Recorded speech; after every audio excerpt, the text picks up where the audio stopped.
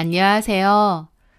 제가 만든 주얼리들이 누군가의 행복한 순간을 기념해 주길 바라며 오늘도 작은 공방을 지키고 있는 30대 주얼리 디자이너입니다.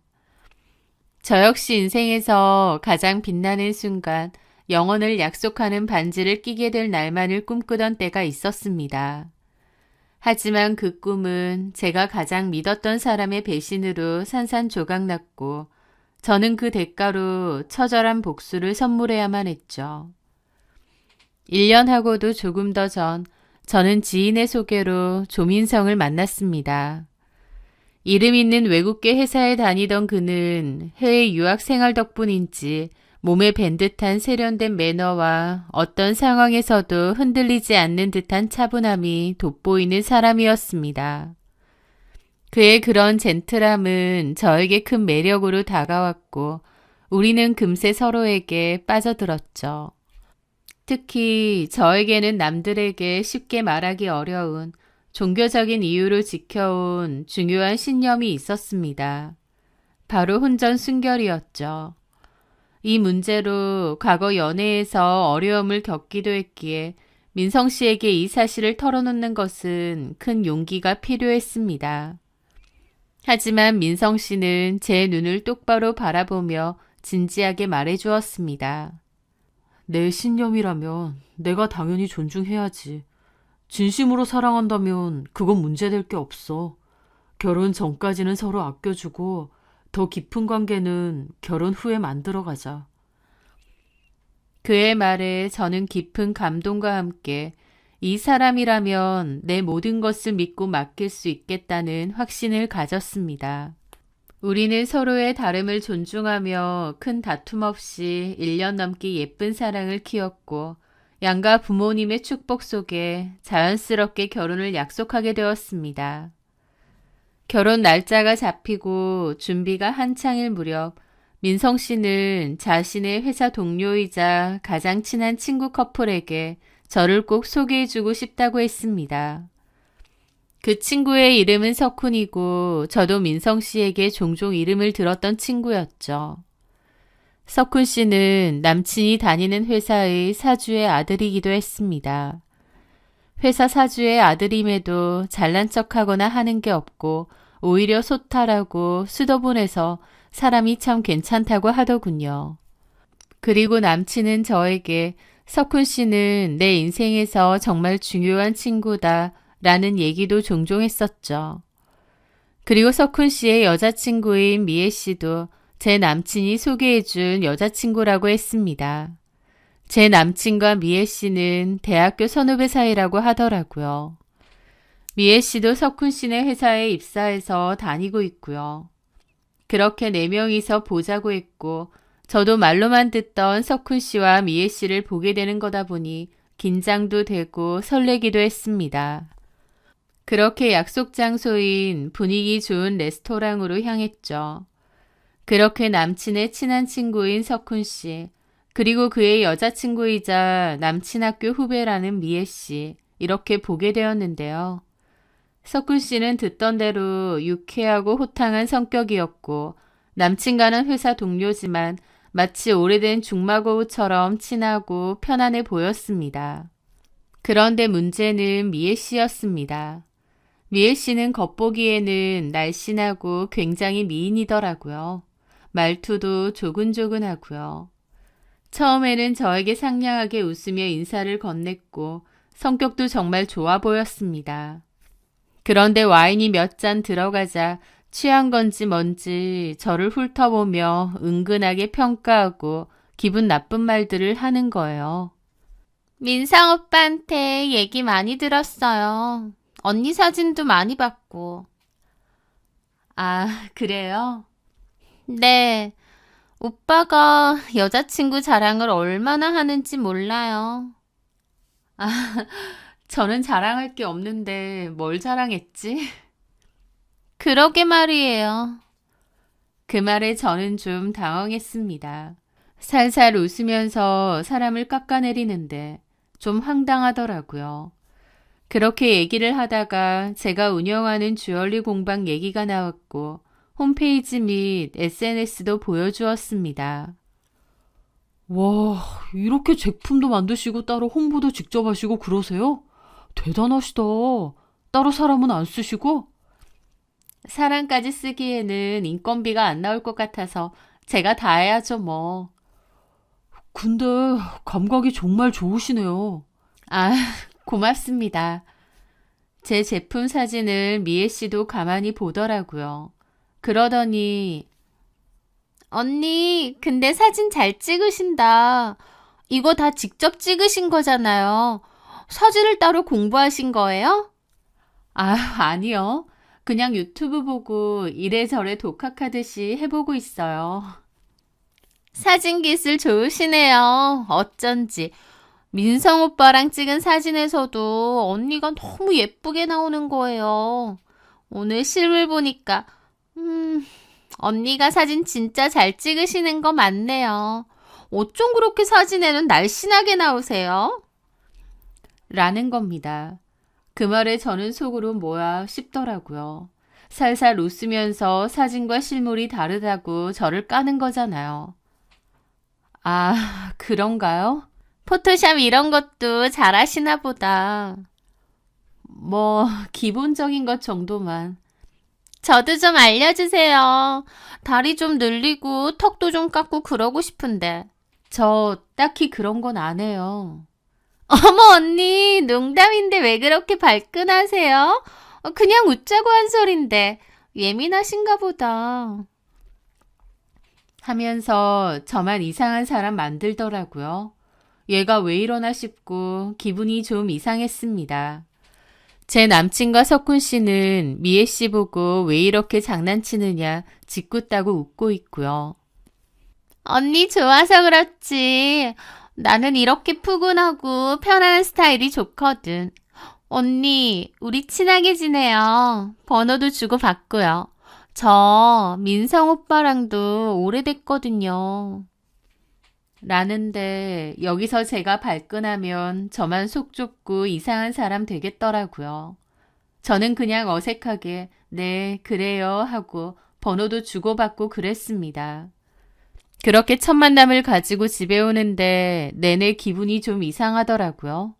그래서 남친에게 그랬습니다. 미애 씨가 내 생각과는 좀 다르네, 사람이. 뭐가? 좀 여우가 같기도 하고 원래 저래? 에? 미애가 무슨 여우과야. 하면서 막 웃는 겁니다.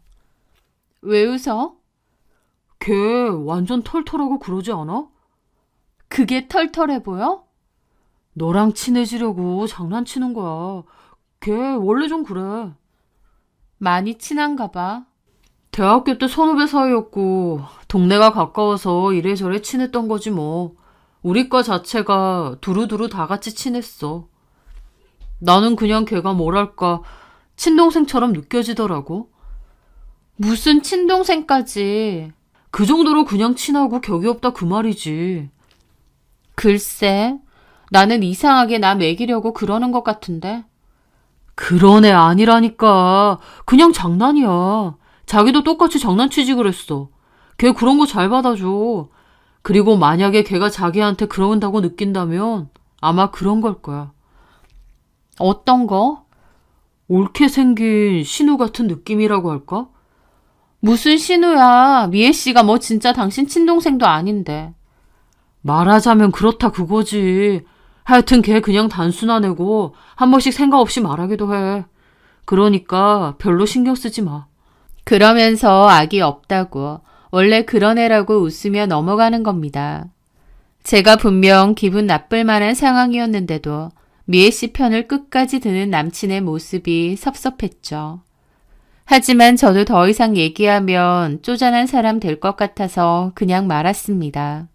또 남친 말대로 원래 그냥 그런 성격인 사람이니까 나한테만 그러는 것도 아니라고 생각했던 것 같아요.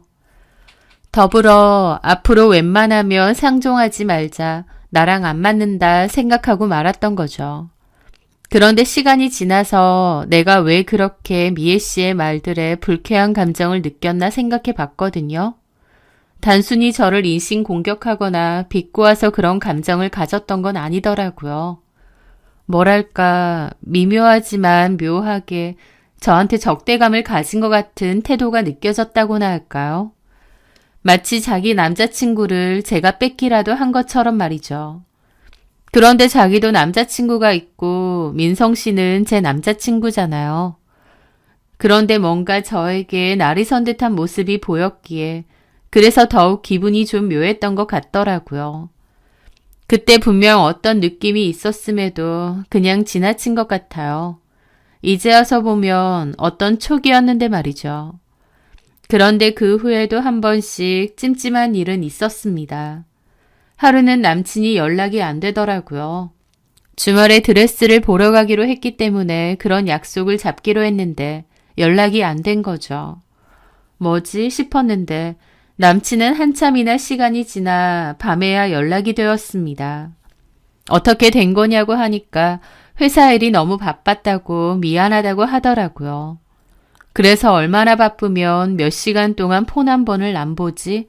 그렇게 생각하고 넘어갔습니다. 그런데 공교롭게 그날 SNS에서 우연히 미애 씨 계정을 보게 되었거든요. 그때 만났을 때 서로 다 같이 연락처를 주고받았다 보니까 연락처가 자동 동기화가 된 모양인지 미애 씨의 SNS가 뜨더라고요. 하여튼 그래서 별 생각 없이 미애 씨 SNS를 보게 되었는데 제가 최근에 가보고 싶었던 핫한 카페를 그날 갔다 왔더라고요. 어머, 여기 갔다 왔구나. 석훈 씨랑 갔다 온 건가 생각하고 말았죠. 그런데 그 일이 있고 3일 정도 뒤에 남친 차를 탔는데요. 남친은 영수증 같은 걸 차에다가 막 넣어두거든요. 그날도 영수증 2개가 컵홀더에 처박혀 있었는데 저는 차에다가 이렇게 지저분하게 두지 말라고 잔소리를 하며 그 영수증을 꺼내서 버리려고 열었죠. 그런데 문득 영수증을 보니 카페인 거예요. 제가 가고 싶어 했던 그 핫한 카페 말이죠. 여길 갔다고? 언제 갔지? 싶었던 저는 그 영수증을 자세히 보게 됐는데 날짜가 3일 전인 겁니다. 3일 전이라면 남친이 회사 일이 너무 바빠서 연락도 안 됐던 그날인데 싶었죠. 그 순간 뭔가 등골이 싸하더라고요. 그렇게 슬쩍 메뉴를 봤는데 커피 2잔에 디저트까지 먹었더군요. 그 순간 얼마 전에 미애 씨 SNS에서 봤던 그 사진이 확 떠올랐습니다. 저한테는 회사 일로 하루 종일 너무 바빠서 연락할 시간도 없다고 했던 것 같은데 정작 미애 씨랑 같이 카페에 간 거예요. 제 속에서는 불덩이 같은 화가 뻗치더군요. 저는 바로 남친에게 따졌습니다. 이거 뭐야? 뭐가? 여기 카페 갔다 왔네. 그 영수증이야? 하면서 제 손에서 영수증을 뺏으려길래 제가 다시 확 뺏었습니다. 미애 씨랑 갔다 왔어? 제가 남친을 빤히 보자 남친은 아무렇지 않게 고개를 끄덕이더라고요. 이날 그날이잖아. 일 때문에 너무 바빠서 내 연락 온 것도 몰랐다고 했던 회사가 아니라 여길 간 거야? 제가 따지듯이 묻자 한 3초 정도의 정적이 흘렀을까요? 남친이 갑자기 뭔 소리야. 외근 간 건데. 그래서 바빴던 거고. 외근? 나 이날 외근 다니느라 정신 없었던 거야. 미애 씨랑 같이 갔다고? 같이 외근 갔어. 그래서 하루 종일 일하고 마침 그 카페 근처를 지나가게 된 거야. 미애도 너무 힘들다고 커피 한 잔만 마시자고 그래서 잠깐 짬내서 들어간 거지. 라는데 저는 솔직히 너무 말이 안 된다고 생각했습니다. 이 카페 위치가 주변에 죄다 술집이나 밥집, 카페밖에 없는 그런 동네인데 이 근처에 일을 하러 갔다는 것도 말이 안 되고 또 미애 씨 SNS 사진을 제가 봤는데 일하다가 중간에 간 사진이 아니었거든요. 저는 남친이 거짓말을 한다고 생각했습니다. 그게 말이 돼? 카페까지 들를 여유는 있는데 내 연락 온 건 몰랐다고? 그런데 남친이 오히려 한숨을 막 쉬더라고요. 자기야, 왜 그래? 나 진짜 이랬다니까. 그럼 내가 일 안 하고 미애랑 뭐 놀러 가기라도 했단 말이야? 아니, 상황이 좀. 내가 걔랑 놀러를 왜 가? 자기야, 하루 종일 바빠 죽겠는 사람한테 그런 오해 너무 섭섭하다. 자기는 회사를 안 다니니까 모르겠지만 회사 생활 해봐. 어쩔 땐 하루가 어떻게 가는지도 모르게 정신없을 때도 많아. 그런 걸 내가 모른다는 게 아니고. 미애한테 전화해봐. 확인시켜줘. 라면서 막 확인을 시켜줄까 묻는 겁니다. 제가 아무 말도 안 하자 남친은 더 큰 소리로 직접 물어봐. 어떻게 된 건지. 아, 나 진짜 섭섭하네. 내가 전화할까? 라면서 정말 서운한 표정을 지었습니다. 저는 굳이 전화할 필요 없다고 했죠. 그렇게 좀 어색해졌는데 남친이 그러더군요.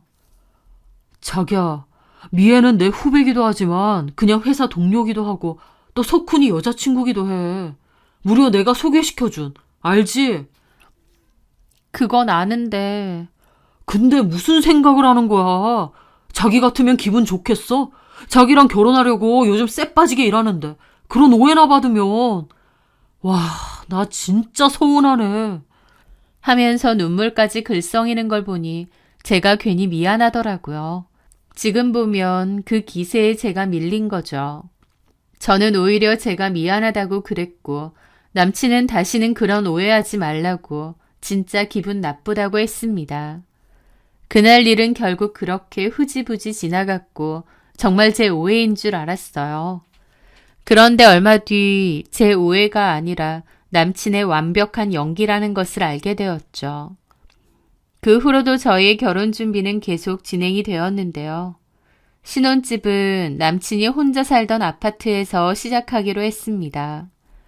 남친의 집에는 이미 가구가 있었기 때문에 필요한 가구 몇 가지만 새로 드리기로 했는데요. 그중 하나가 로봇 청소기였습니다. 원래 사려고 했던 로봇 청소기가 빅세일을 했기 때문에 미리 사놓고 남친 집에 들여놓았어요. 일종의 혼수 1호인 셈이었죠. 오빠, 이거 써봐. 훨씬 편할 거야. 남친은 편할 것 같다고 좋아하고는 바로 사용하더라고요. 그 청소기는 남친과 제 핸드폰 앱에 연동이 되어 있어서 원격 조종은 물론 청소 시작, 종료, 오류 알림까지 실시간으로 받을 수 있었습니다. 게다가 집사 모드라고 해서 전방 카메라 기능까지 탑재되어 있었어요. 별 생각 없이 남친 집에 로봇 청소기를 넣어두었지만 그때만 해도 그 작은 기계가 제 앞날을 뒤흔들 폭풍의 눈이 될 줄은 꿈에도 몰랐습니다. 운명의 그날은 결혼을 딱 한 달 앞둔 어느 토요일이었습니다. 원래 남친과 만나 침대 및 소파 가구점을 둘러보기로 한 날이었는데 아침 일찍 다급한 전화가 왔습니다. 자기야, 정말 미안해. 갑자기 회사에 급한 문제가 터져서 지금 당장 들어가 봐야 될 것 같아. 오늘 약속은 어려울 것 같은데 정말 미안하다. 주말에도 일하는 그가 안쓰럽기도 했지만 한편으로는 중요한 약속을 갑자기 취소하는 것이 조금 서운하기도 했죠. 하지만 회사 일이 그렇다는데 어쩌겠나요. 저는 어쩔 수 없이 혼자 공방에 나와 밀린 디자인 작업을 하고 있었습니다. 그런데 그날 오후 3시쯤 핸드폰에 알림이 울리는 거예요. 로봇 청소기의 청소가 시작되었습니다. 라는 알람이었죠. 어차피 밖에서도 핸드폰으로 조작이 가능하다 보니까 바쁜 와중에도 청소하려고 켰나 보다 생각하고 말았습니다. 그런데 10분쯤 지났을까 또 다른 알림이 울렸습니다. 오프라인이 되었다고 작동 오류가 뜬 거예요. 인터넷 와이파이 문제인지 기계 문제인지 모르겠는데 한 번씩 저런 오류가 뜨더라고요. 그런데 혹시나 주행 바퀴에 이물질이 끼었거나 이동 경로에 문제가 생겼나 싶기도 했습니다. 저번에는 실수로 베란다 문을 열고 작동했더니 베란다까지 청소를 한 적이 있거든요. 거기는 물이 있다 보니 로봇 청소기가 들어가면 고장이 날 수도 있는데 말이죠.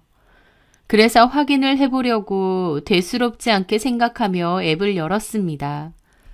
청소기가 어디에 멈춰 있는지 확인해야 다시 작동시킬 수 있으니까요. 그리고 정말 아무 생각 없이 카메라로 집안 보기 버튼을 눌렀습니다. 찰나의 로딩 시간 후 화면이 켜졌습니다.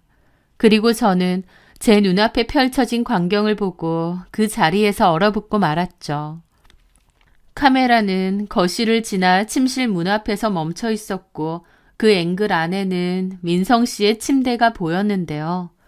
아무도 없는 줄 알았던 집에는 남친이 있었습니다. 회사에 바쁜 일이 있어서 간다고 했던 남친이요. 그런데 남친은 혼자가 아니었습니다. 침대 위에는 남친과 미애 씨가 서로 뒤엉켜 있었거든요. 그걸 본 저는 육성으로 소리를 지르며 폰을 떨어뜨렸습니다. 생각지도 못한 충격적인 상황에 너무 놀라 숨이 턱 막혔죠. 저는 다시 폰을 들어서 그 장면을 봤습니다. 이게 현실인가? 내가 지금 뭘 보고 있는 거지? 회사 일 때문에 약속을 취소한다던 남친이, 내 신념을 존중한다며 손끝 하나 조심하던 내 남친이 가장 친한 동료이자 친구라던 석훈 씨의 여자친구와 우리가 함께 살아가야 할 신혼집에서? 더러운 인간들. 이가 갈리는 분노와 함께 배신감으로 눈앞이 캄캄해졌습니다. 하지만 그 순간 제 머릿속에는 단 한 가지 생각만이 스치더군요. 증거, 이걸 남겨야 해. 저는 떨리는 손가락으로 화면 녹화 버튼을 눌렀습니다. 로봇 청소기는 청소를 이어가면서도 틈틈이 남친과 강미애의 낯뜨거운 장면을 틈틈이 찍었고 저도 다 지켜보았습니다. 일을 마친 그들은 서로의 어깨에 너무나도 익숙하게 기댄 채 대화를 나누기 시작했죠. 로봇 청소기의 고성능 마이크는 그들의 역겨운 속삭임까지 하나도 놓치지 않고 생생하게 담아냈습니다. 오빠, 결혼 얼마나 남았지? 한 달 정도? 빠듯하네. 너도 슬슬 석훈이랑 결혼 준비해야지. 글쎄, 봐서 귀찮기도 하고. 왜? 왜? 석훈이 돈 많잖아. 돈 많은 건 좋은데 같이 있으면 솔직히 좀 노잼이야. 하품 나온다고. 오빠처럼 이렇게 스릴 있고 재밌진 않네. 그래도 석훈이가 알토란이야. 우리 회사 오너 외아들이잖아. 너 완전 로또 잡은 거야. 치, 오빠도 그래서 석훈 오빠 옆에 딱 붙어 다니는 거 아니야? 라인 타려고? 당연하지. 회사 사장님 될 사람인데 눈도장 확실히 찍어야 할 거 아니야. 너도 내 덕에 시집 잘 가는 거고. 오빠는 내가 석훈 오빠랑 결혼해도 아무렇지도 않은 거지? 에이, 어떻게 아무렇지도 않겠어. 가슴이 좀 아리겠지. 그래도 괜찮아. 결혼은 결혼이고 우리는 또 이렇게 만나면 되잖아. 안 그래? 오빠는 그 여자 사랑하긴 해. 솔직히 실제로 보니 뚱뚱하고 별로던데. 오빠 그런 스타일 좋아해? 사랑이라기보다 뭐 착하잖아. 와이프감으로 나쁘지 않아. 속썩일 스타일은 아니니까. 그럼 난 와이프감으로 별로라 이 말이야? 에이, 그게 아니고 너처럼 이렇게 화끈하고 매력진 여자를 어떻게 와이프 자리에만 묶어두냐? 너무 아깝지. 뭐래 진짜. 결혼해도 우리는 이렇게 계속 만나자. 너도 좋잖아. 그러시든가. 근데 우리 이렇게 지낸 지도 벌써 꽤 됐는데. 오빠 그 순진한 여자친구는 진짜 아예 눈치 못 채지? 신기하네. 전혀 모르는 것 같아. 그냥 내가 하는 말은 다 믿으니까. 와, 진짜 덩치만큼이나 좀 둔하다. 눈치가 그렇게 없나? 그런 면이 좀 있지. 순진하고 둔하기도 하고. 그래서 내가 결혼하는 거기도 하고. 둔해서? 딴짓하기 좋아서? 어, 그나저나 저 청소기 진짜 꼼꼼하게 청소하네. 나도 저거 살까봐. 여자친구가 사준 거지. 혼수 1호래. 웃겨. 오빠 여자친구는 알까 몰라. 본인 신혼집에 내가 이렇게 있는 건. 죽어도 모르지. 걔가 그런 거 확인할 애도 아니고. 두 사람은 뭐가 그렇게 재미있는지 저와 석훈 씨를 번갈아 비웃고 조롱했습니다. 저를 둔하다, 착해서 결혼한다, 딴짓하기 좋다고 말하는 남친의 목소리에는 일말의 죄책감도 찾아볼 수 없었습니다. 저는 차갑게 식어가는 분노 속에서 깨달았습니다. 이것은 단순한 바람이 아니라 아주 오랫동안 저를 완벽하게 속여온 기만이자 배신이라는 것을요. 저는 조용히 녹화 종료 버튼을 누르고 영상을 저장했습니다. 심장은 미친 듯이 뛰었지만 눈물은 나오지 않았습니다. 슬픔이나 배신감을 느낄 새도 없이 오직 이 더럽고 역겨운 두 인간을 어떻게 가장 처참하게 무너뜨릴 수 있을까 하는 생각만이 제 머릿속에 가득 차더군요. 제 마음속에는 이미 파혼을 결심했습니다. 하지만 그냥 순순히 파혼해주긴 싫더군요. 파혼할 때 하더라도 개망신을 줘야겠다 싶었습니다. 그렇게 저는 일단은 내색을 않고 그 후에도 평소처럼 민성 씨를 대했습니다. 그리고 며칠 뒤 그의 집에 잠시 들렀을 때 우연히 그가 핸드폰을 거실에 두고 샤워하러 간 틈을 이용해 그의 카카오톡을 확인했습니다. 그리고 거기서 저는 또 다른 추악한 진실과 마주했습니다. 제 남친에게는 영태라는 친구가 있는데요. 굉장히 오래된 친구라고 했습니다. 남친과 영태 씨가 나눈 카카오톡 대화를 보게 되었던 거죠. 영태 씨 역시 제가 몇 번 본 사람이었고 겉보기에는 멀쩡하고 차분해 보이는 친구였습니다. 하지만 그 둘의 대화는 거침이 없더군요. 야, 너 그러다가 네 여자친구한테 언젠가 들킨다니까. 적당히 좀 해라. 미애 걔랑 붙어 다니는 거 걸리면 어쩌려고. 에이, 안 걸리게 조심하고 있어. 걱정 마. 아니, 그렇게 좋으면 그냥 미애 걔랑 결혼하던가. 강미애랑 그렇게 죽고 못 살가면서 결혼은 왜 다른 여자랑 하냐? 야, 너는 집에서 매일 먹는 밥이랑 가끔 나가서 사 먹는 자극적인 외식이랑 같다고 생각하냐? 미친? 그럼 미애가 밖에서 사 먹는 외식이고 네 여자친구가 집밥이야? 그렇지. 미애 걔는 솔직히 결혼할 만한 애는 아니잖아. 왜? 뭐가 문제인데? 걔 대학교 다닐 때 별명이 뭔 줄 알아? 자판기였어, 자판기. 아무나 다 만난다고. 헐, 대박. 진짜? 그래. 그런 애랑 내가 미쳤다고 결혼하냐? 내가 걔 과거를 모르면 몰랐지. 그런 애랑은 결혼까지 하는 거 아니야. 와, 그럼 놀기는 강미애 같은 화끈한 애랑 실컷 놀고 결혼은 세상 순진하고 조신한 네 여자친구랑 한다? 이야, 너 진짜 인생 편하게 산다. 이거 완전 쓰레기네. 원래 똑똑한 남자들은 다 이렇게 하는 거다, 임마. 순진하고 착해 빠져서 내가 하는 말은 다 믿지. 심지어 종교 때문에 아직까지 잠자리도 거부하는데 그거 존중해주는 척하니까 아주 감동해서 나한테 홀딱 넘어왔다니까. 헐, 진짜? 아직도? 와, 독하다 독해. 너도 힘들겠네. 힘들긴 뭐가 힘드냐. 밖에서 실컷 풀고 있는데. 오히려 좋아. 그렇게 순진하니까 내가 뒤에서 뭔 짓을 해도 절대 모를 거 아니야. 결혼하면 아주 고분고분 내가 하자는 대로 다 하겠지. 인생 선배 형님 보고 잘 좀 배워라. 저는 떨리는 손으로 이 모든 대화를 캡처하고 제 핸드폰으로 전송했습니다.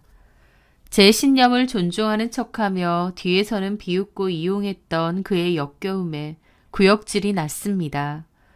남친의 저급한 언어와 뒤틀린 가치관, 미애 씨와 놀아나면서도 뒤에서는 경멸을 퍼붓고 그리고 저를 향한 철저한 무시와 기만까지. 그의 젠틀한 가면 뒤에 숨겨진 진짜 모습은 상상 이상으로 추악했습니다. 영태라는 친구도 똑같은 부류의 인간이었고요.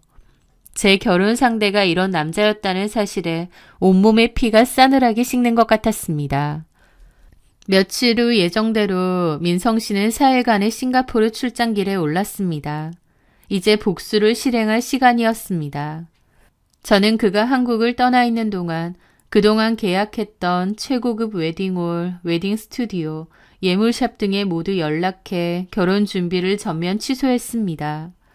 그리고 민성 씨 집에 들러 제 짐을 모두 빼냈습니다.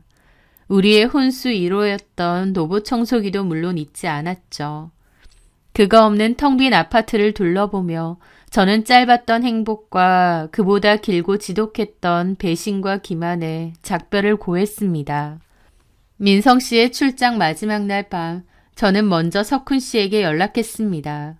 떨리는 목소리로 자초지종을 설명하고 제가 가진 증거, 민성 씨와 미애 씨의 적나라한 동영상, 그리고 민성 씨가 영태 씨와 나눈 카카오톡 대화 캡처본 전부를 전송했습니다. 아마 석훈 씨는 그 내용을 확인하고 피가 거꾸로 솟았을 겁니다. 자신의 가장 친한 친구와 사랑하는 여자친구의 배신, 그리고 그 친구가 자신을 오너 아들로만 이용했다는 사실까지 알게 되었을 테니까요. 그리고 다음 날 아침 민성 씨가 탄 비행기가 인천공항에 도착할 시간에 맞춰 저는 회사 팩스로 민성 씨와 영태 씨가 나눈 카톡 대화 캡처본, 특히 미애 씨를 자판기라고 경멸하며 저의 혼절 순결까지 비웃던 내용을 그들이 다니는 회사 팩스로 발송했습니다. 팀마다 말이죠. 아마 월요일 아침 회사 전체에 그 내용이 공유되며 엄청난 파장을 일으켰을 겁니다. 아니나 다를까 공항에서 집으로 가는 길이었을 민성 씨에게서 미친 듯이 전화가 걸려왔습니다. 그의 목소리는 당황과 분노로 완전히 갈라져 있더군요. 야, 이게 다 어떻게 된 일이야? 석훈이가 나한테 전화해서 쌍욕을 퍼붓고 난리가 났어. 그리고 회사 팩스는 또 뭐야? 이게 다 뭐냐고! 저는 싸늘하게 코웃음을 치며 대답했습니다. 왜? 네가 다 저지른 짓이잖아.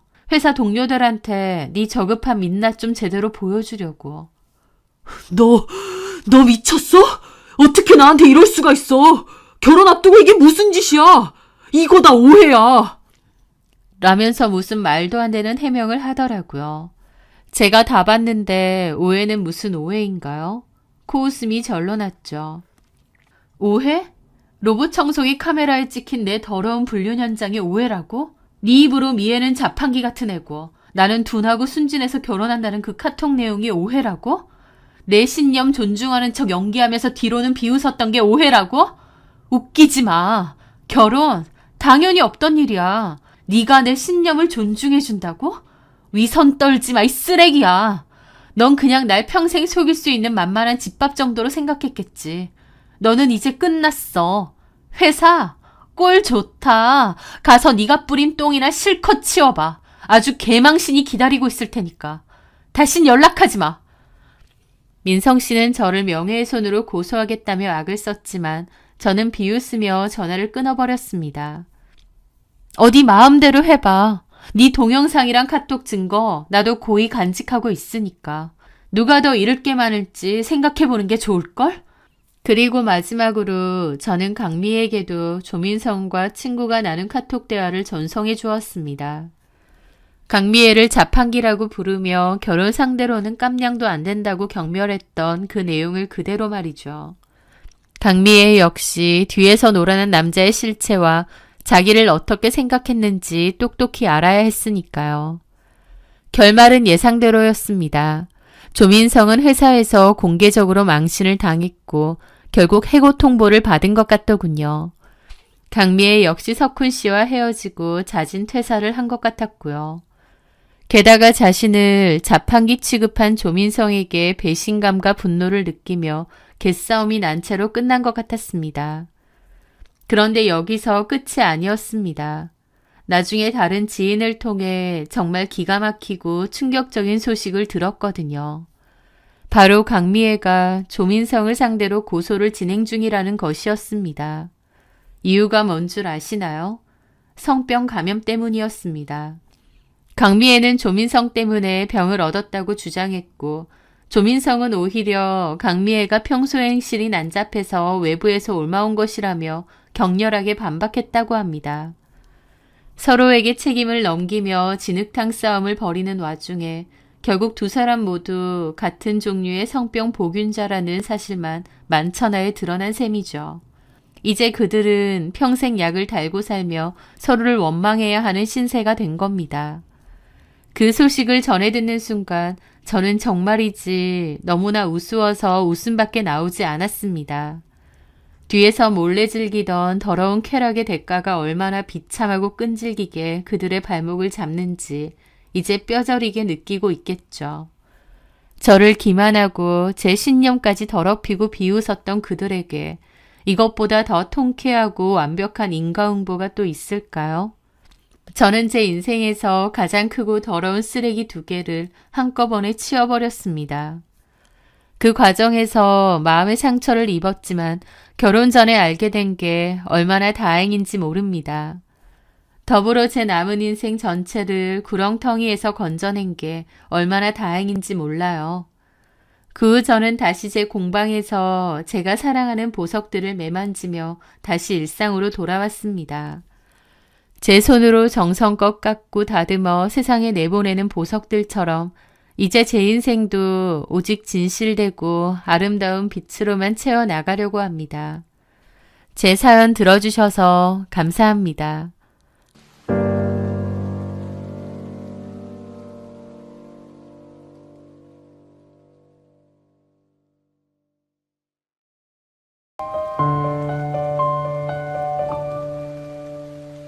돈에 관심 없다고 입버릇처럼 말하는 사람이 돈에 제일 미친 사람이라는 말 어디선가 들어보셨을 겁니다. 그리고 또 하나 더 추가하자면요. 바람 피우는 것들 인간이길 포기한 거다라고 세상에서 가장 도덕적인 사람인 척 침튀기며 욕하던 사람이 뒤로는 상상조차 할 수 없는 더 더러운 짓을 하고 다닐 수도 있다는 끔찍한 진실을요. 이건 바로 제 전남편, 그 위선적인 인간에 대한 이야기입니다. 저는 30대 후반의 여자이고 동네에서 작은 영어 공부방을 운영하고 있습니다. 저를 가장 잘 이해해주는, 그래서 더욱 미안한 고등학생 딸 하나를 키우고 있는데요. 이혼을 하고 혼자서 아이를 키우고 있습니다. 17년간의 기나긴 결혼 생활의 끝이 참 허무하기도 하더라고요. 결혼 생활 동안 저희 부부는 큰 부자는 아니었지만 밝고 건강한 딸과 함께 행복하게 살았습니다. 서로에게 충실했고 이만하면 부족함 없이 행복하다고 그렇게 굳게 믿으며 살았죠. 제 삶의 작은 울타리 안에서 저는 만족했고 그 평화가 영원할 것이라 너무나 순진하게 생각했습니다. 제 남편은 누가 봐도 건실하고 가정적인 사람이었습니다. 남편이 일하는 회사는 직원 수가 50명 남짓한 IT 기기 관련 회사인데요. 남편은 거기에서 과장으로 일했습니다. 일 처리 능력이 좋고 성실함을 인정받아 회사 내에서도 평판이 좋았고 본인도 일 욕심과 인정욕이 상당한 사람이었어요. 그래서 회사 일에 굉장히 매진하기도 했죠. 물론 회사 일도 열심히 했지만 가정에서도 좋은 아빠이자 남편이었습니다. 주말이면 피곤하다는 말 한마디 없이 가족과 함께 시간을 보내는 그런 남자였거든요. 남편은 저에게 그런 말을 자주 했습니다. 이 세상 그 무엇과도 바꿀 수 없는 가장 소중한 것은 바로 우리 가족이라고요. 그 말을 할 때 그의 눈빛은 너무나 진실해 보였고 고맙기도 했습니다. 남편은 입버릇처럼 하던 말이 있었는데요. 저녁 식탁에서 아이들 앞에서조차 혹은 TV 뉴스에 불륜 관련 사건이라도 나올 때면 어김없이 인상을 찌푸리며 혀를 차곤 했어요. 여보, 난 진짜 도저히 이해가 안 돼.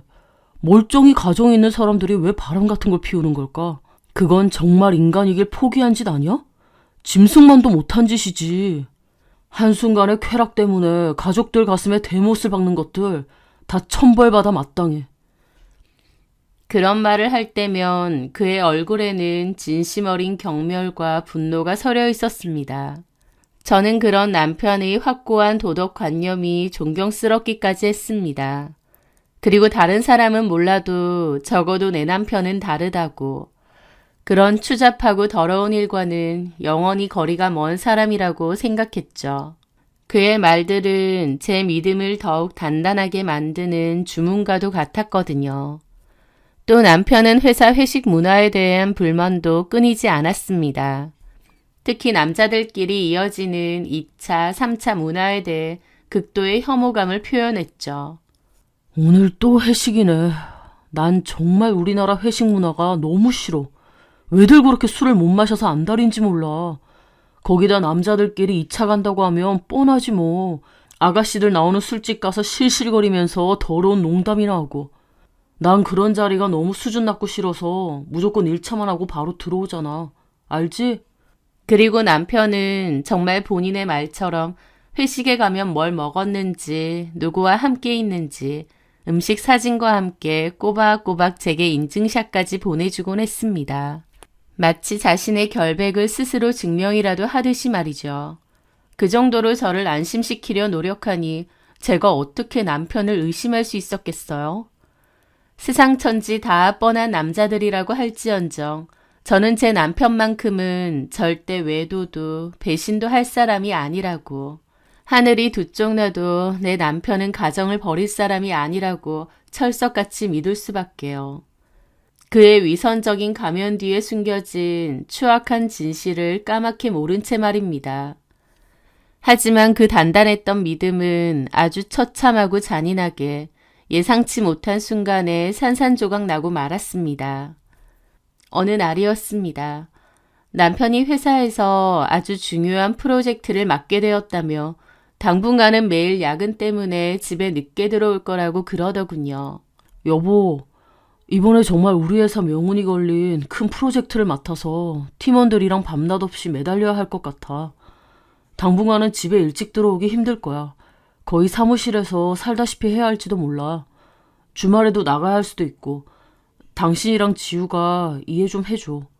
그의 얼굴에는 가장으로서의 책임과 프로젝트 성공에 대한 비장함이 가득 서려 있었습니다.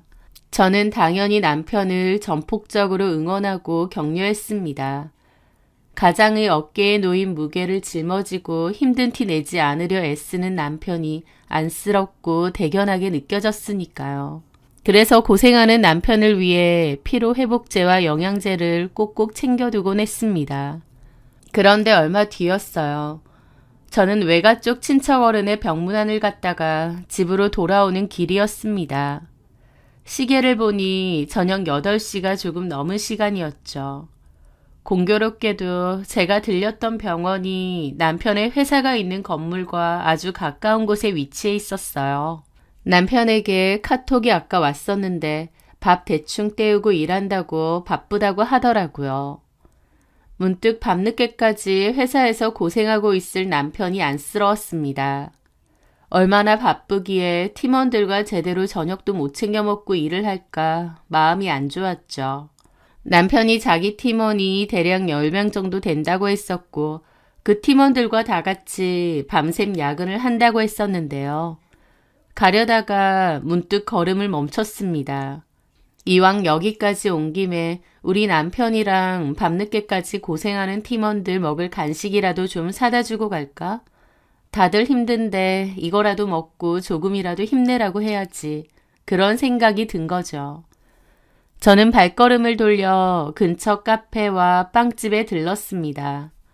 그리고 시원한 주스, 든든하게 배를 채울 수 있는 샌드위치와 빵 같은 먹을거리를 아주 넉넉하게 10명이 넘는 사람들이 충분히 먹고도 남을 만큼 푸짐하게 샀습니다. 양손 가득 간식 봉투를 들고 저는 조금은 설레는 마음으로 남편의 회사가 있는 건물로 향했습니다. 남편의 건물은 그 건물의 3층이었고 한 층 전체를 다 사용한다고 들었어요. 그렇게 엘리베이터를 타고 3층에 내렸습니다. 그런데 복도에서부터 느껴지는 분위기가 이상했습니다. 너무나 고요하고 적막하더라고요. 그리고 사무실이 불이 꺼져 있는 듯 어두웠고 복도만 환하더라고요. 다 퇴근했나? 분명 팀원들이랑 다 같이 야근한다고 했는데 이게 어떻게 된 거지? 아니면 다 같이 다른 곳으로 이동해서 회의라도 하는 건가? 이상하다는 생각에 혹시나 하는 마음으로 사무실 출입문 쪽으로 천천히 다가갔습니다. 사무실은 전체가 통유리로 되어 있어서 복도에서도 안이 훤히 들여다보이는 구조였습니다. 혹시 안에 누가 남아있나 싶어 들고 있던 간식 봉투를 잠시 복도 바닥에 내려놓고 유리벽에 얼굴을 바짝 가까이 대고 안을 쭉 훑어보았습니다. 대부분의 자리는 비어 있었고 컴퓨터 모니터도 꺼져 있었습니다. 그런데 저 안쪽 창가 자리에 익숙한 뒷모습이 보였습니다. 바로 제 남편이었어요. 그는 혼자 컴퓨터 앞에 앉아 뭔가에 깊이 몰두하고 있는 것처럼 보였습니다. 어머 세상에, 다른 사람들은 벌써 다 퇴근하고 우리 남편 혼자 저렇게 늦게까지 남아서 고생하고 있었구나. 그 생각이 들자 그 뒷모습이 어찌나 짠하고 안쓰러웠는지 모릅니다. 저도 모르게 코끝이 찡해지며 눈물까지 핑 돌 정도였죠. 남편이 요즘 부쩍 예민해 보였던 이유, 집에 와서도 피곤에 절어있던 모습들이 한꺼번에 이해되면서 미안한 마음까지 들었습니다. 그래, 이거라도 얼른 전해주고 너무 무리하지 말고 오늘은 이만 퇴근해서 집에 같이 가자고 말해야겠다. 그렇게 생각하며 남편에게 전화를 걸려고 핸드폰을 꺼내들었습니다. 바로 그때였습니다. 남편은 혼자가 아니었어요. 탕비실 쪽이었는진 모르겠는데 어떤 여자가 손에 커피를 들고 남편 자리 쪽으로 다가왔습니다. 좀 멀리 떨어져 있긴 했지만 남편의 자리는 환했기 때문에 얼굴은 보였어요. 저는 그 여자가 누군지 알았습니다. 왜냐면 남편이 전에 카톡 프로필 사진을 보여주면서 불평을 늘어놓았던 김지선이라는 이름의 팀장이었거든요. 남편은 평소에 그 여자에 대해 불만을 자주 토로하곤 했습니다. 아, 진짜 김 팀장 그 여자는 능력이라고는 쥐뿔도 없으면서 팀장 자리 꿰찬 거 보면 진짜 어이없다니까. 능력도 없는데 어떻게 팀장이 됐어? 우리 회사 제일 큰 투자자 와이프잖아. 외국에서 뭐 일했었다나? 그거 말고는 내세울 거 하나도 없어. 근데도 떡하니 팀장 자리로 들어왔다니까. 그냥 지 남편 덕에 그 자리에 앉은 거야. 쥐뿔도 모르면서 아는 척 지시하는 척은 또 얼마나 꼴사나운지. 한 번씩은 더럽고 치사해서 같이 일 못해 먹겠다니까. 그렇게 뒷담을 퍼붓던 그 팀장이었습니다. 그런데 이 늦은 시간에 왜 단둘이만 사무실에 남아있을까? 너무 이상하더라고요. 사무실 안에는 남편과 김지선 팀장 단 두 사람뿐인 것 같았습니다.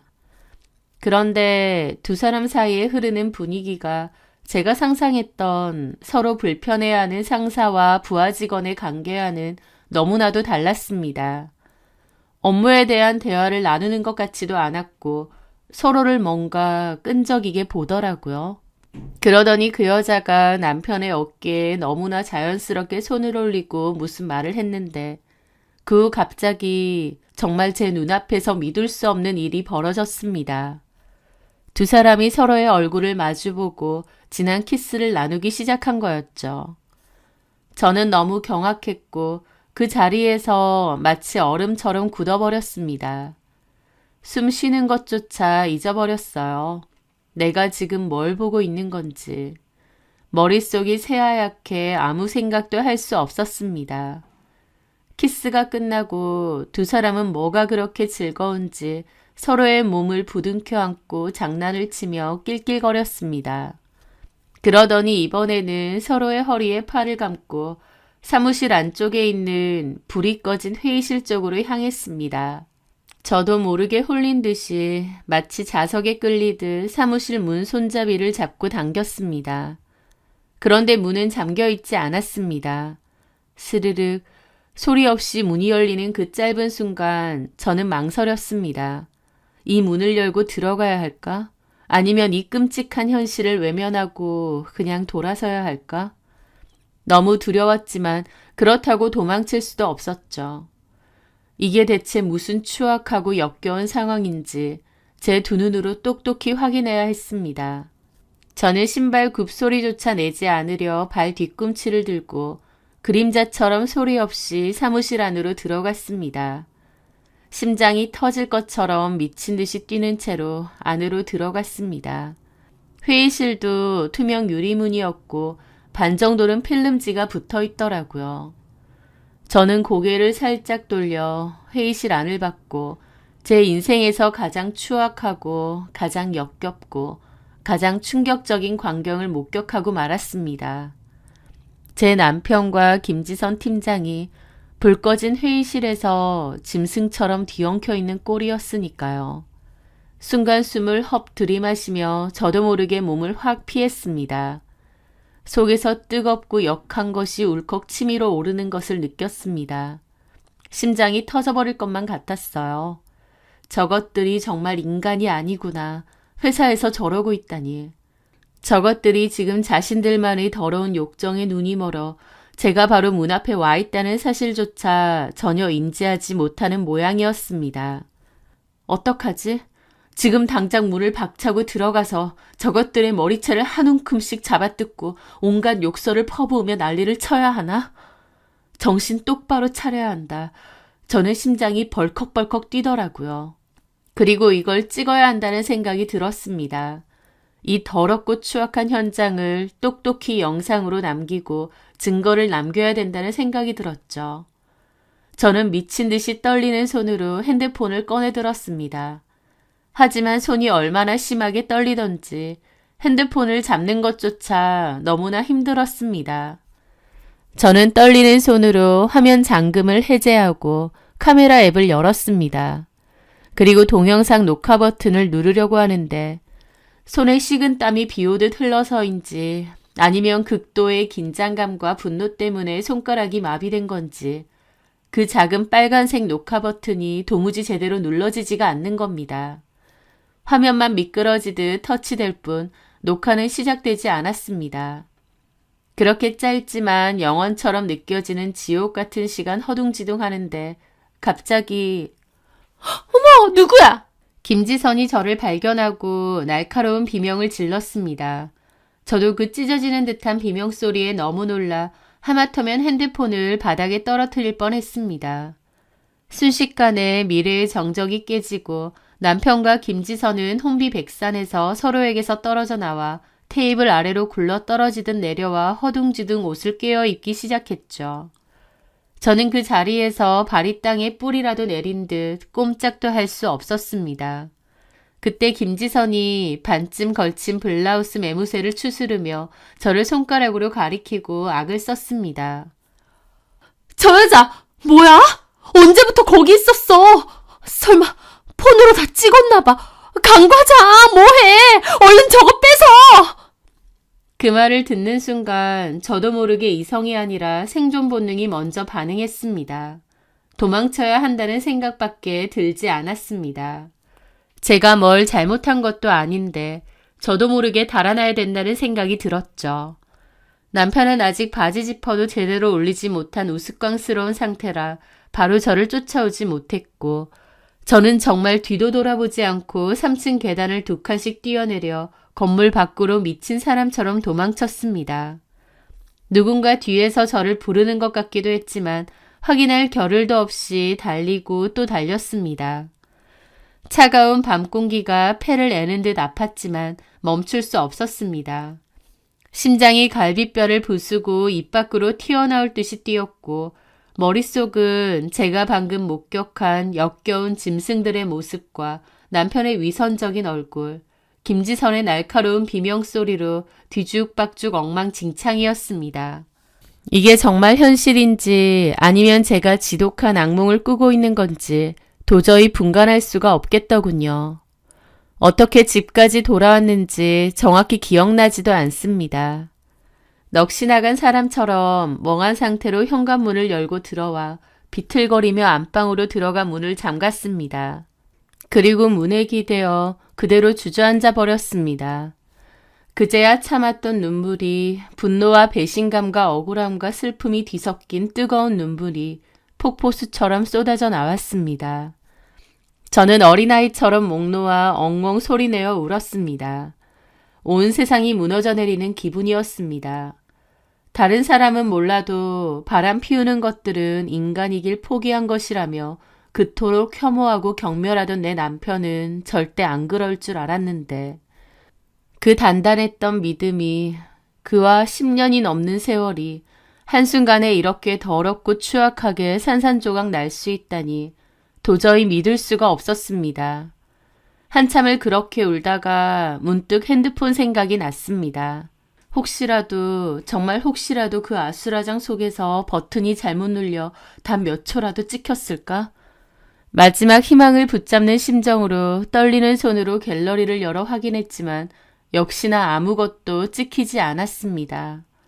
그토록 결정적인 순간에 제 손가락은 끝내 빨간색 녹화 버튼을 누르지 못했던 겁니다. 증거가 없었습니다. 이토록 명백하고 확실한 배신을 제 두 눈으로 똑똑히 목격했는데 그것을 증명할 아무런 객관적인 증거가 없다니 너무나 절망스럽고 기가 막혔습니다. 저는 그대로 침대 위에 쓰러져 이불을 머리 끝까지 뒤집어 쓰고 몸을 웅크렸습니다. 이걸 어떻게 해야 하나, 저 인간들을 어떻게 해야 하나, 그냥 이대로 모른 척 덮고 살아야 하나? 아니, 절대 그럴 수는 없어. 내 눈으로 똑똑히 본 이상 내 자존심이 그것을 용납하지 않아. 수많은 생각들이 머릿속을 어지럽게 헤집고 다녔습니다. 그렇게 얼마나 시간이 흘렀을까. 현관문 열리는 소리와 함께 남편이 들어왔습니다. 그리고 곧장 안방문을 다급하게 두드리며 제 이름을 애타게 불렀습니다. 여보, 혜진아, 내가 다 설명할게. 당신이 본 건 정말 오해야. 제발 내 말 좀 들어보고 얘기하자. 저는 이불 속에서 증오에 찬 목소리로 소리쳤습니다. 꺼져! 당신 목소리, 숨소리조차 듣기 싫으니까 집에서 당장 나가! 남편은 무릎을 꿇고 빌더군요. 내가 다 해명할게. 내 얘기 좀 들어봐줘. 해명? 그게 해명이 되는 일이야? 그래, 해명은 안 되지. 그런데 나도 이유가 있어. 딱 한 번만 눈 감고 용서해주면 안 될까? 저는 눈이 뒤집혀 남편에게 따졌습니다. 뭘 용서해? 내 앞에서 바람 피우는 것들은 인간도 아니라느니, 더러워서 상종도 못하겠다느니, 온갖 고고하고 깨끗한 척은 혼자 다 하더니, 뒤에서는 회사 팀장이랑 사무실에서 그딴 짐승 같은 짓을 벌여? 이 위선자, 이 더럽고 역겨운 인간아, 당장 집에서 꺼져! 그럼에도 남편은 계속 자기 얘기를 들어달라고 하더라고요. 저는 남편을 10분가량 빤히 쳐다보다가 말했습니다. 딸 앞에서 망신당하고 쫓겨나고 싶지 않으면 조용히 꺼져. 나 당신 얼굴 보고 싶지 않아. 단호하고 싸늘한 조금의 망설임도 없는 목소리에 남편은 결국 아무 말 못하고 자리에서 일어나더군요. 그리고 잠시 후 현관문이 쾅 닫히는 소리가 들렸고 딸이 와서 무슨 일이냐고 했습니다. 저는 아무것도 아니라고 그냥 부부싸움인데 미안하다고 했습니다. 그렇게 딸은 걱정되는 얼굴로 방으로 들어갔고 저는 베개에 얼굴을 묻고 한참을 더 울었습니다. 결혼 생활 10년 넘게 단 한 번도 진지하게 생각해 본 적 없던 이혼이라는 두 글자가 처음으로 제 머릿속을 무겁게 그리고 아주 선명하게 짓누르기 시작했습니다. 그냥 바람 피웠다는 소문을 듣거나 의심스러운 정황을 포착하는 것과 내 두 눈으로 직접 그 현장을 목격하는 것은 정말 하늘과 땅 차이더군요. 그날 밤 제가 겪었던 시각적, 청각적 충격과 배신감에서 오는 정신적 고통, 그리고 인간이라는 존재 자체에 대한 깊은 혐오감은 도저히 말이나 글로 표현할 수가 없을 정도였어요. 그 후 며칠을 저는 시체처럼 알아 누웠습니다. 밥도 제대로 먹을 수 없었고 잠도 제대로 잘 수 없었어요. 눈을 감으면 어김없이 그 역겨운 장면이 슬로우 모션처럼 반복 재생되었습니다. 수많은 고민과 번민 그리고 복수심과 절망감 사이를 오가던 끝에 저는 마침내 결론을 내렸습니다. 그 인간과는 단 하루도 더 이상 같은 하늘 아래서 같은 공기를 마시며 살 수 없다. 이 결혼은 끝났다라고요. 그런데 문제는 여전히 증거였습니다. 그날 제가 목격한 사실을 법적으로 증명할 방법이 없었어요.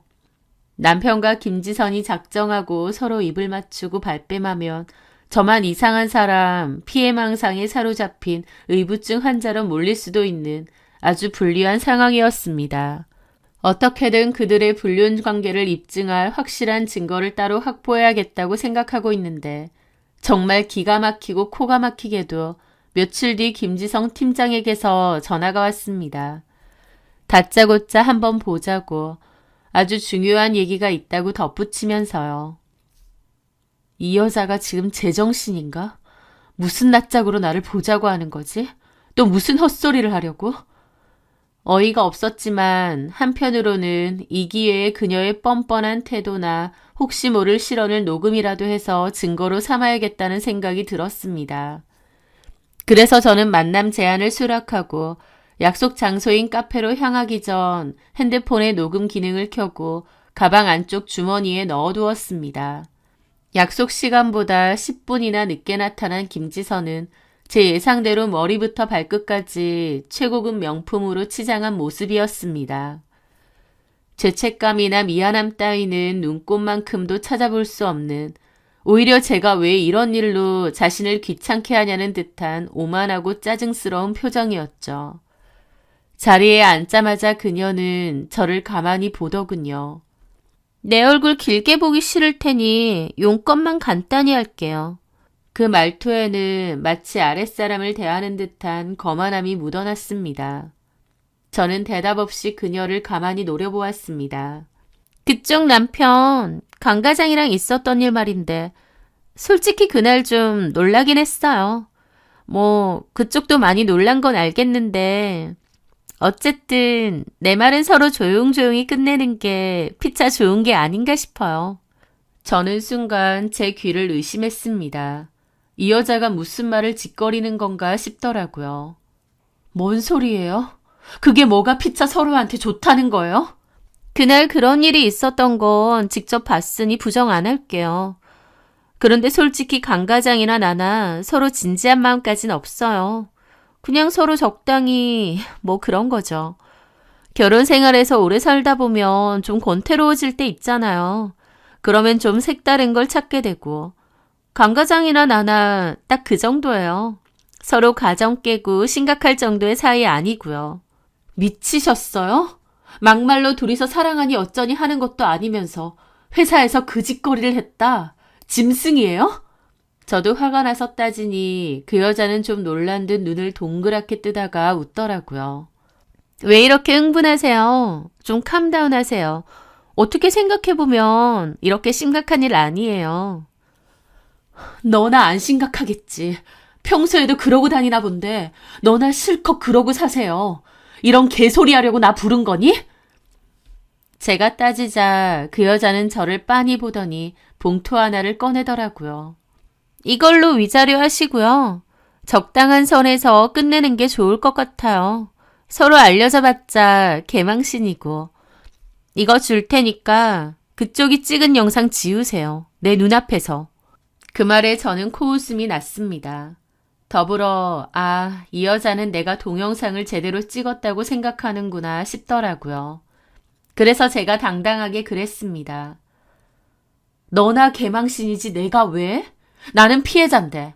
남편 간수 못해서 밖에서 그러고 다녔다고 하면 그쪽도 개망신인 건 맞지. 너는 유학판이 뭐니 하더니 생각하는 건 완전 고립짝이네. 내가 정확하게 말해줄게. 너랑 내 남편만 쪽팔리는 거야.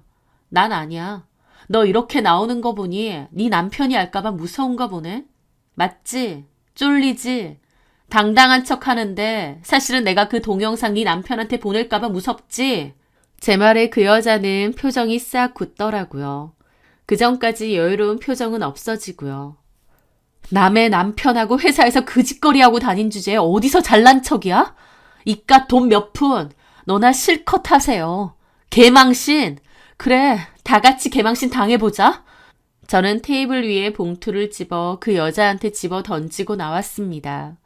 그리고 나오는데 피가 거꾸로 솟구치더라고요. 하지만 불행 중 다행이라면 그 여자와 저의 대화가 모조리 녹음되고 있었던 거였습니다. 제 주머니 속 핸드폰에서요. 지입으로 제 남편과 노란한 얘기를 했으니 이 정도면 증거가 되겠지 생각했죠. 그 후 저는 변호사를 선임하여 본격적인 이혼과 상간소송을 준비하기 시작했습니다. 아이 앞에서 싸우는 꼴 보기 싫으면 집에 들어오지 말라고 했어요. 그렇게 남편이 없는 집에 딸이랑 둘이서 지내는데 그런데 생각보다 밤에 불안하고 무서운 마음이 들더군요. 그때 제 심정이 더 복잡했기 때문에 더더욱 그랬던 것 같습니다. 남편이 술이라도 마시고 찾아와 행패를 부리거나 아니면 김지성과 짜고 무슨 짓을 하지는 않을까 걱정이 되더라고요. 그래서 고민 끝에 거실 창문이 잘 보이는 곳에 홈 CCTV를 하나 설치했습니다. 혹시 모를 비상 상황에 대비하고 저와 아이의 안전을 지키기 위해서였죠. 그리고 그것은 제 인생에서 가장 현명한 결정 중 하나가 되었습니다. 며칠 뒤 제 불길한 예감은 어김없이 현실이 되었거든요. 그날따라 몸이 너무 피곤해서 일찍 잠자리에 들었는데 자정이 넘은 시간에 거실 쪽에서 뭔가 부딪히고 넘어지는 듯한 둔탁한 소리가 들리는 겁니다. 순간 심장이 쿵 내려앉으며 온몸에 털이 쭈뼛 서는 것을 느꼈습니다. 도둑인가? 저는 너무 놀라서 핸드폰을 켜려고 했는데 거실 충전기에 놔둔 것이 떠올랐죠. 어떡하지? 일단 나가서 확인을 해봐야 하나? 오만 가지 생각이 머릿속을 스쳐 지나가는 바로 그 순간 혹시 건너방 딸에게 무슨 일이라도 생길까봐 더 이상 지체할 수 없다고 판단했습니다. 저는 숨을 죽이고 아주 조심스럽게 안방 문을 열고 거실 쪽을 살폈습니다. 그런데 어둠 속 거실에서는 도둑이 아니라 제 남편이 서 있는 거예요. 저는 너무 놀라고 벙쪘습니다. 저는 남편에게 들어오지 말라고 비번까지 바꿨거든요. 제가 황망하게 보고 있는데 남편이 충전 중이던 제 핸드폰을 신경질적으로 뽑았습니다. 그 순간 머릿속에는 증거 영상 때문에 왔구나 라는 생각이 번뜩 나더군요. 지금 뭐 하는 거야? 내 폰 내려놔! 그러면서 저는 남편에게 달려들어 핸드폰을 뺏으려고 했고 남편은 피했습니다. 그러면서 격렬한 몸싸움이 벌어졌죠. 아이도 놀라서 방에서 나오고요. 남편은 이성을 잃었는지 핸드폰을 뺏기지 않으려 저를 벽 쪽으로 거칠게 밀치고 뿌리쳤습니다.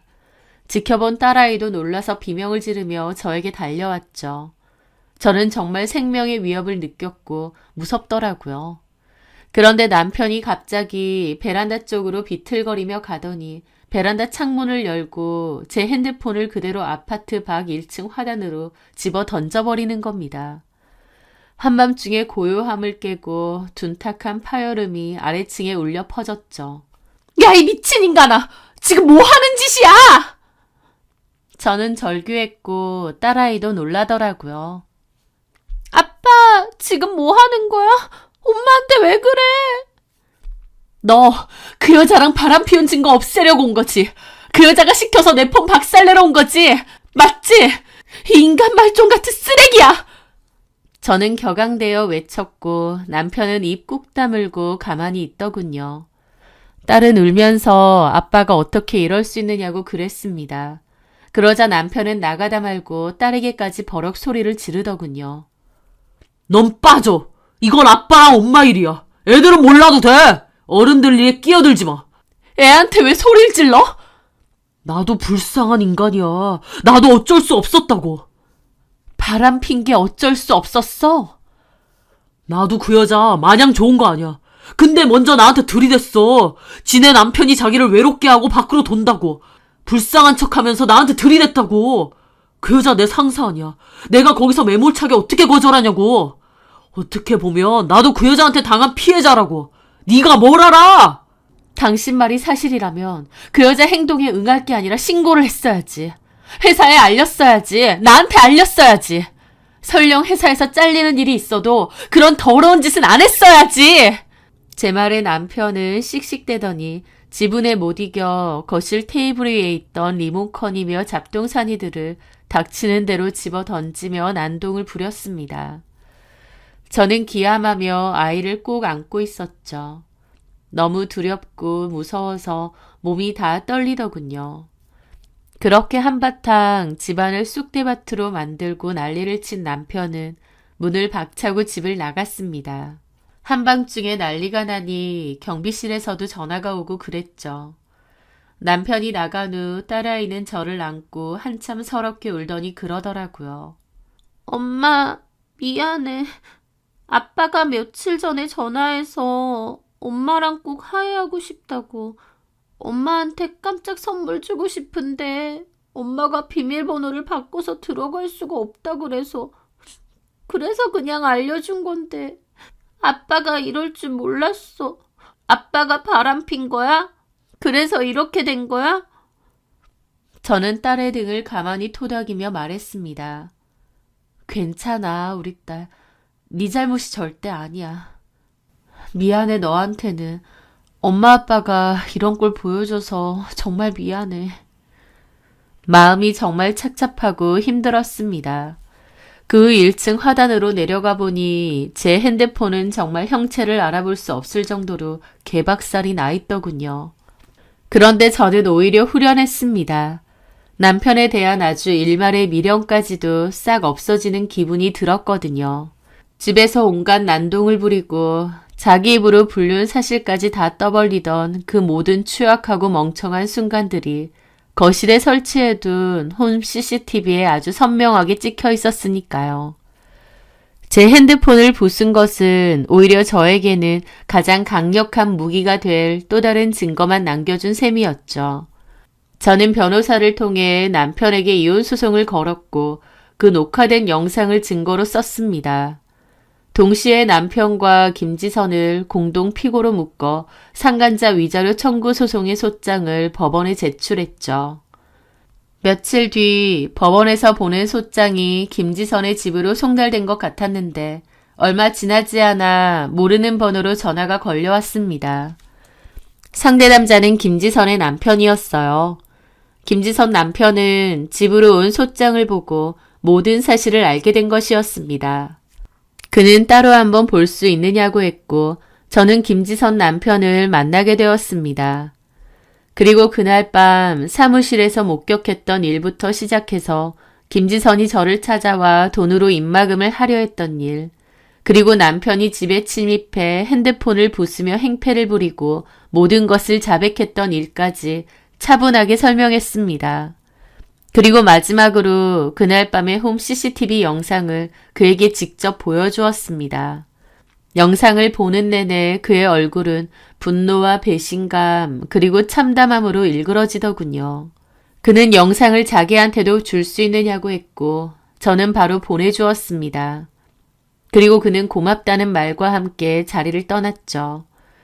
그 후의 일들은 제가 예상했던 것보다 훨씬 빠르고 확실하게 진행되었습니다. 김지선의 남편은 제가 제공한 영상과 녹취 파일 등을 증거로 김지선에게 이혼 소송을 제기했고 동시에 제 남편에게도 상간남 소송을 걸었습니다. 결과적으로 제 전남편과 김지선은 각자의 배우자에게 이혼을 당하고 양쪽으로부터 거액의 위자료를 지급하라는 판결을 받았습니다. 또한 그들의 추악한 불륜 사실과 남편의 폭력적인 행위, 그리고 김지선의 지위를 이용한 부적절한 처신 등이 회사에 알려지면서 두 사람은 나란히 중징계를 받고 불명예스럽게 해고되었습니다. 한순간의 더러운 쾌락과 어리석고 비겁한 선택으로 그들이 그토록 지키려 애썼던 가정, 직장, 사회적 평판 등 모든 것을 한꺼번에 아주 비참하게 잃게 된 거죠.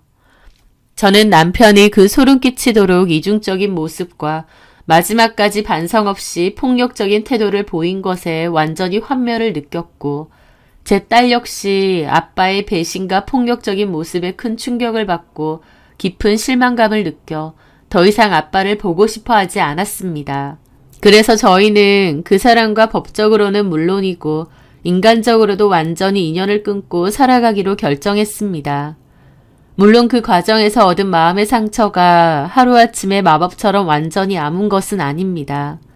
하지만 저는 더 이상 과거의 악몽과 배신감에 얽매여 제 소중한 인생을 낭비하지 않으려 노력하고 있습니다.